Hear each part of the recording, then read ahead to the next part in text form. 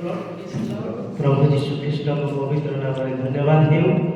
तेणु प्रभु आपण मानू एवं समस्त को अनुग्रह करतु, दया करतु। आज ये संध्या समय प्रत्येक प्रभु समस्त समस्ते कहवा हालेलुया, प्रेज द लॉर्ड। तेणु आमने डेरी करबा नहीं, ईश्वर वाक्य आम किसी आलोचना करवा।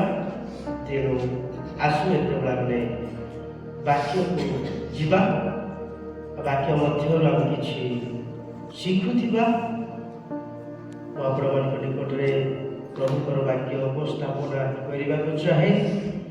तेणु मंडली किसी नाम गुड़ाक रही जहाँकि प्रभु जीशु ख्रीष्ट नाम दे से विषय किसी आपण जनइबी। प्रभु जीशु ख्रीष्ट केतेक नाम बा आख्या देइछथि, से आख्या उपर आम केतेक विषय आलोचना करवा। 5 गोटी विषय आपण मध्य रखिबी। आपण माने सुस्थिर रही बसिबा एवं वाक्य शुणिबा। केतेक लोक माने भावुछथि केवल चर्च घर ही मंडली, समग्र लोक माने मध्य जानी चर्च गृह ही मंडली। तेणु प्रभु जीशु ख्रीष्ट केतेक विषय नाम देइछथि, से विषय आम किछि देखुथिबा। प्रथम नंबर पॉइंट आम देखिबा, मंडली हेउछि जो माने प्रभु जीशु ख्रीष्ट रक्त रे कृत से माने बासमानकु कहा जाइछि मंडली। आ एठी ग्रीक शब्द रे गोटे विषय लिखा जाइछि एक्लेसिया। एक्लेसियार अर्थ हेउछि, एहार अर्थ हैला आभार प्राप्त लोक। जेते लोक आभार प्राप्त होइछथि सेमानकु एई ग्रीक शब्द एक्लेसिया शब्द व्यवहार करा जाइछि। तेणु आमे माने मंडली एक शरीर। तेणु आम डेरी नकरी आमने पद पर्व को जीवा।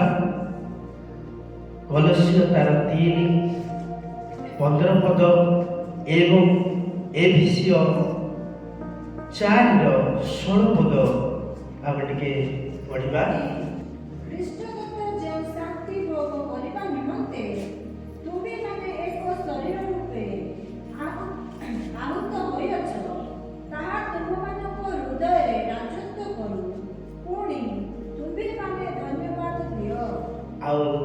ईश्वर शरीर कौन को राजत्व करू, आ तुम्हें माने कौन कर धन्यवाद दियो।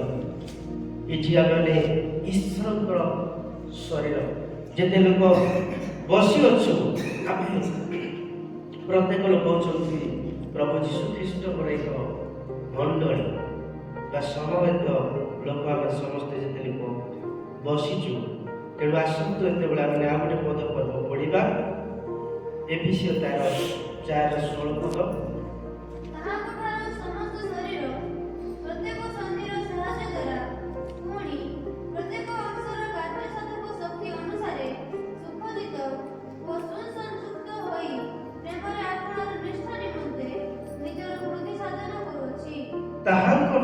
अनेक शरीर जोटा कि कुआ जाइछि, सेही शरीर मध्य आमे माने मध्य से शरीर रे आ रही अछु। तेणु आमे माने प्रभु जीशु ख्रीष्ट शरीर आ मंदिर बा ताहांकर मंडली अटु। द्वितीय नंबर पॉइंट को जीवा पाई चाहे। मंडली नाम एक शरीर को मध्य बुझाए। जीशु ख्रीष्ट शरीर बोले मध्य कहिछथि। एफिसियो से 4:12 पद आमने देखिबा। जेपरि साधु माने सेवा कार्य निमंते सिद्धि लाभ करंती ओ कृष्ण को शरीर निष्ठावंत हुए।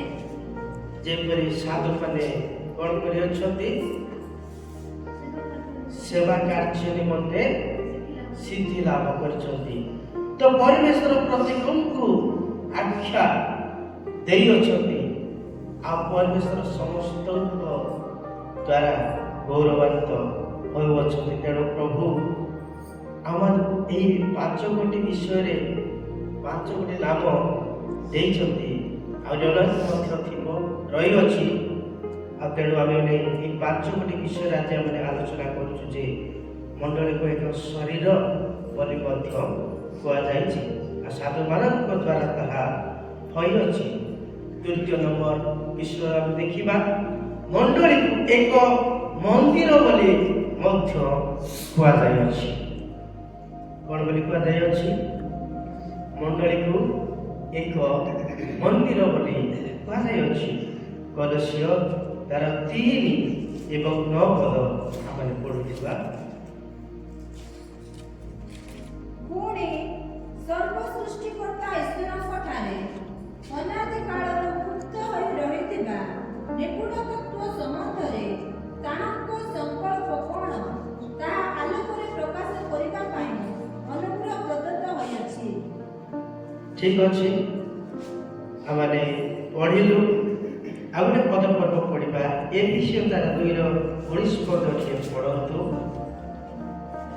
ଅତଏବ ତୁମ୍ଭେମାନେ ଆଉ ବିଦେଶୀ ବା ପ୍ରବାସୀ ନୁହଁ, କିନ୍ତୁ ସାଧୁମାନଙ୍କ ସହିତ ସହନାଗରିକ ଓ ଈଶ୍ୱରଙ୍କ ପରିବାର ଭୁକ୍ତ ଅଟ। ଆମେ ଈଶ୍ୱରଙ୍କର ପରିବାର ଭୁକ୍ତ ଅଟୁ। ତେଣୁ ଆମେ ହେଉଛୁ ଈଶ୍ୱରଙ୍କର ମଣ୍ଡଳୀ। ଆମେ 2 ହେଉ 3 ହେଉ 4 ହେଉ 5 ହେଉ ଯାହା ବି ଅଛୁ ଏ ସ୍ଥାନରେ ବସିଅଛୁ ଆମେ ସମସ୍ତେ ଏକ ଶରୀର ଆଉ ଏକ ମଣ୍ଡଳୀ ଅଟୁ ପରିବେଶଙ୍କର। ଆମେ 4 ନମ୍ବର ଦେଖିବା ମଣ୍ଡଳୀକୁ ଏକ ନୂତନ ମନୁଷ୍ୟ ବୋଲି କୁହାଯାଇଅଛି। କ'ଣ ବୋଲି କୁହାଯାଇଅଛି? ନୂତନ ମନୁଷ୍ୟ। ମଣ୍ଡଳୀକୁ ଏକ ନୂତନ ମନୁଷ୍ୟ ବୋଲି କୁହାଯାଇଅଛି। ଏଫେସିୟ 2:15 ପଦ। ପୁଣି ବିଧିବିଧାନ ଯୁକ୍ତ ଆଜ୍ଞାମୂଳକ ବ୍ୟବସ୍ଥାକୁ ଆପଣା ଶରୀରରେ ରହିତ କରିଅଛନ୍ତି, ଯେପରି ସେ ଶାନ୍ତି ସ୍ଥାପନ କରି ଉଭୟକୁ ଆପଣାଠାରେ ଜଣେ ନୂଆ ଲୋକ ସ୍ୱରୂପେ ସୃଷ୍ଟି କରନ୍ତି। ଉଭୟକୁ ସେ ନୂଆ ଲୋକ ସ୍ୱରୂପେ କ'ଣ କରିଅଛନ୍ତି? ସୃଷ୍ଟି କରିଅଛନ୍ତି। ତ ଏକ ମନୁଷ୍ୟ ନୂତନ ଭାବରେ ଆଉ ନୂତନ ମଣ୍ଡଳୀ ବୋଲି କୁହାଯାଇଅଛି। ତେଣୁ ନୂତନ ଭାବରେ ସେ କ୍ରିଏସନ ଅର୍ଥ ନୂତନ ସୃଷ୍ଟି କରୁଛନ୍ତି ଆମର ଛାଡ଼। ତେଣୁ ପ୍ରଭୁ ଏହି 4 ବିଷୟରେ ଆମମାନଙ୍କୁ 4 ନାମ ପ୍ରଦାନ କରିଅଛନ୍ତି। ତେଣୁ ଆମେ ଶେଷ ଆଉ ଗୋଟେ ବିଷୟ ଦେଖିବା। ମଣ୍ଡଳୀ ହେଉଛି ଖ୍ରୀଷ୍ଟଙ୍କ କନ୍ୟା। ମଣ୍ଡଳୀ କ'ଣ ଅଟେ? ଖ୍ରୀଷ୍ଟଙ୍କର କନ୍ୟା ବା ସତୀ କନ୍ୟା ବୋଲି ଆମେ କହିବା। ଆମେମାନେ ଖ୍ରୀଷ୍ଟଙ୍କର କନ୍ୟା। ମଣ୍ଡଳୀ ହେଉଛି ଖ୍ରୀଷ୍ଟଙ୍କର କନ୍ୟା। ତେଣୁ ମଣ୍ଡଳୀରେ ଆମେ ଯେତେ ଲୋକ ମଧ୍ୟ ବସବାସ କରୁଛୁ ଆମେ ସମସ୍ତେ ହେଉଛୁ ଖ୍ରୀଷ୍ଟଙ୍କ ପ୍ରଭୁ ଯୀଶୁ ଖ୍ରୀଷ୍ଟଙ୍କର ଆମେମାନେ କନ୍ୟା। ତ ଆପଣମାନଙ୍କ ନିକଟରେ ମୁଁ ରଖିବା ପାଇଁ ଚାହେଁ ଆପଣମାନେ 1 କରନ୍ଥୀୟ 3:16 ପଦ ଗୋଟେ ପଢ଼ନ୍ତୁ। ତୁମେମାନେ କି ଜାଣ ନାହିଁ ଯେ ତୁମେମାନେ ଈଶ୍ୱରଙ୍କ ମନ୍ଦିର ଆଉ ଈଶ୍ୱରଙ୍କ ଆତ୍ମା ତୁମମାନଙ୍କ ଅନ୍ତରରେ ବାସ କରନ୍ତି। ତୁମେମାନେ କି ଜାଣ ନାହିଁ ଈଶ୍ୱରଙ୍କର ମନ୍ଦିର ଏବଂ କ'ଣ ଲେଖାଯାଇଅଛି? ଈଶ୍ୱରଙ୍କ ଆତ୍ମା ତୁମମାନଙ୍କ ଅନ୍ତରରେ କ'ଣ କରୁଅଛି? ବାସ କରୁଅଛି। ଏଥିପାଇଁ ଆଜି ଆମେ ସମସ୍ତେ ଈଶ୍ୱରଙ୍କର ମଣ୍ଡଳୀ। ଆମେ ପ୍ରଥମରେ ଆପଣମାନଙ୍କୁ କହିଲେ ମଣ୍ଡଳୀ ଏକ ଶରୀର, ଦ୍ୱିତୀୟରେ ଖ୍ରୀଷ୍ଟଙ୍କର ଶରୀର, ତୃତୀୟରେ ମଣ୍ଡଳୀ ହେଉଛି ଏକ ବିଲ୍ଡିଂ ବା ମନ୍ଦିର, ଚତୁର୍ଥରେ ମଣ୍ଡଳୀ ହେଉଛି ଏକ ନୂତନ ମନୁଷ୍ୟ ବା ବ୍ୟକ୍ତି, ପଞ୍ଚମରେ ମଣ୍ଡଳୀ ହେଉଛି ପ୍ରଭୁ ଯୀଶୁ ଖ୍ରୀଷ୍ଟଙ୍କର ସତୀ କନ୍ୟା ଆମେମାନେ ଜାଣୁ ଆଉ ବୁଝୁ ଯେ ପ୍ରଭୁ ଯୀଶୁ ଖ୍ରୀଷ୍ଟ ଏଇ 5 ପଏଣ୍ଟରେ ଆପଣମାନଙ୍କୁ ମୋତେ ସମସ୍ତଙ୍କୁ ପ୍ରଭୁ ଆଶୀର୍ବାଦ କରିଛନ୍ତି ଏବଂ ଏହି ବାକ୍ୟ ଦ୍ୱାରା ପ୍ରତ୍ୟେକଙ୍କୁ ପରମେଶ୍ୱର ତାଙ୍କର ନାମକୁ ପ୍ରଦାନ କରିଛନ୍ତି। ତେଣୁ ପ୍ରଭୁ ଯୀଶୁ ଆଜି ଆମମାନଙ୍କୁ ମଣ୍ଡଳୀ ସମ୍ପର୍କରେ ଜଣେଇଅଛନ୍ତି ଯେ ଆମେମାନେ ମଣ୍ଡଳୀର ଅନେକ ଅଙ୍ଗ ପ୍ରତ୍ୟଙ୍ଗ ହେଲେ ମଧ୍ୟ ଆମେ ପରମେଶ୍ୱରଙ୍କର କ'ଣ ଅଟୁ? ମଣ୍ଡଳୀ ଅଟୁ। ତେଣୁ ପ୍ରଭୁ ଆଜି ଆମମାନଙ୍କୁ ଏହି ବାକ୍ୟ ଦ୍ୱାରା ଆଜି ଏ ସମୟରେ ଆମମାନଙ୍କୁ କଥା କୁହନ୍ତୁ ଆମେ ଯେପରି ପ୍ରଭୁ ଯୀଶୁ ଖ୍ରୀଷ୍ଟଙ୍କର ଏକ ଅଟୁ। ତେଣୁ ପ୍ରଭୁ ଆପଣମାନଙ୍କୁ ମୋତେ ଏ ସମସ୍ତଙ୍କୁ ଆଜିର ଏହି ସନ୍ଧ୍ୟା ସମୟରେ ପ୍ରତ୍ୟେକଙ୍କୁ ପରମେଶ୍ୱର ଆଶୀର୍ବାଦ କରନ୍ତୁ, ଅନୁଗ୍ରହ କରନ୍ତୁ, ଦୟା କରନ୍ତୁ। ଆପଣମାନଙ୍କୁ ପ୍ରଭୁ ପ୍ରଚୁର ଭାବରେ ଅନୁଗ୍ରହ କରନ୍ତୁ। ଆମେନ୍।